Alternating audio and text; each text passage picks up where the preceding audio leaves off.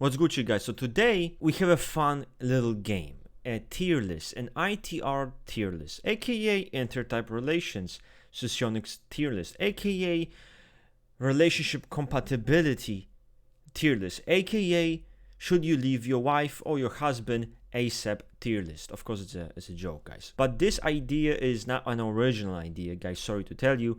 It's an idea created or made by one of my loyal Rusted community members called Amy. So this is a shout out to you, Amy, my friend.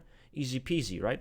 We're moving in. Just because you are deals with someone doesn't mean you should be with them in a relationship and it's going to be amazing. Because listen, duality is nothing more than your elements aligning in a way where you complete each other and there's no friction in communication. So you can say it's compatible, yes. Doesn't have to be. Duos usually are not the most sparkly and fun and intense. It's really not like that.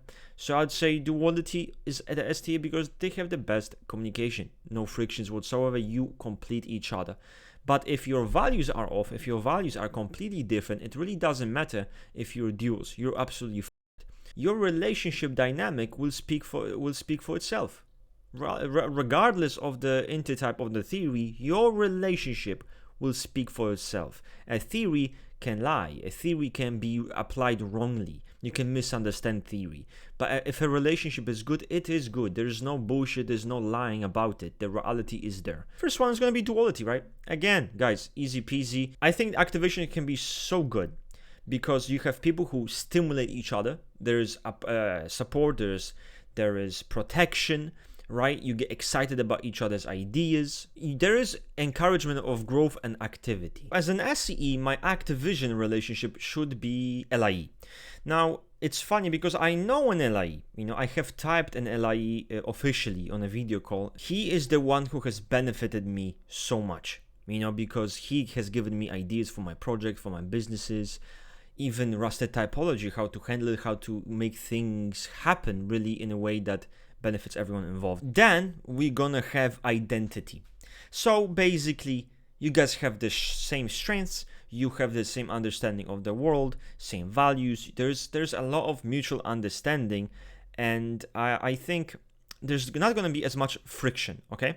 But there is not as much novelty or feeling you kind of like you're complete because you are the same type.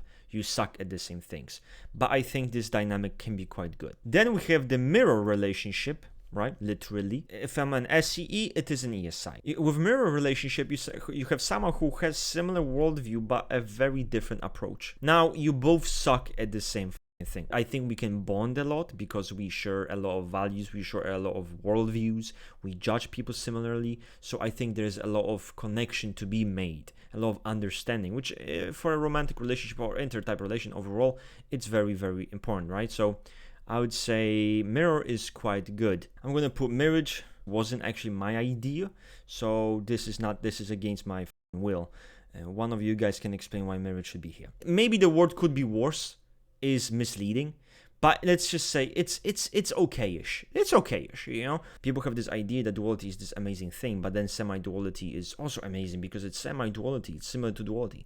Reality, it's really not like that because with semi-duality, there's like this understanding. Wow, we understand each other, and then there is fucking dog shit. There's just you hit a huge ass wall and nothing happens. Complete misunderstanding. Then we're gonna have beneficiary. I think it's a dynamic where the benefactor helps and guides the beneficiary. It can also lead to resentment and issues like this. Obviously, this is exaggerated, but we got business. And after business, I'm gonna put kindred, a similar thinking process, but then when you get kind of deeper underneath it, you realize the similarities quickly fade, and that's when the reality hits you. It's the typical story in a romance movie where the chick likes him.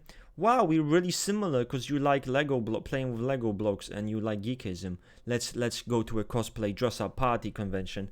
Find out he actually likes guns and is a conservative guy who's anti-abortion. Really fucked up, right? This is a fest because it is almost like a sadomasochistic relationship where you can look up to the person's strength and abilities, but then cannot cooperate with them and get along. After that, we have quasi-identity. You might meet the guy, you might meet the girl. Wow, we're so similar. We kind of like the same person. Oh, they're annoying me because they're fucking cringe. I wouldn't do it that way. Why are they doing this way? Annoys you. It's bad. Bad, burning with fire. Then we have extinguishment. Okay, now I mean, this kind of sounds like maybe one of you has the hots for the other, and one of you did something that turned the other one off. That's why we call this dynamic extinguishment. But I don't think that's actually what it means. Conflict, supervisor and supervisee. I'm actually gonna go with like this. Conflict, supervisor, and supervisee. I think conflict is actually less turbulent than the supervisor-supervisee dynamic, because, you know, supervisor is someone who's really hitting you at all of the wrong places, and they keep telling you, why the are you doing like this? You are a dumb motherfucker.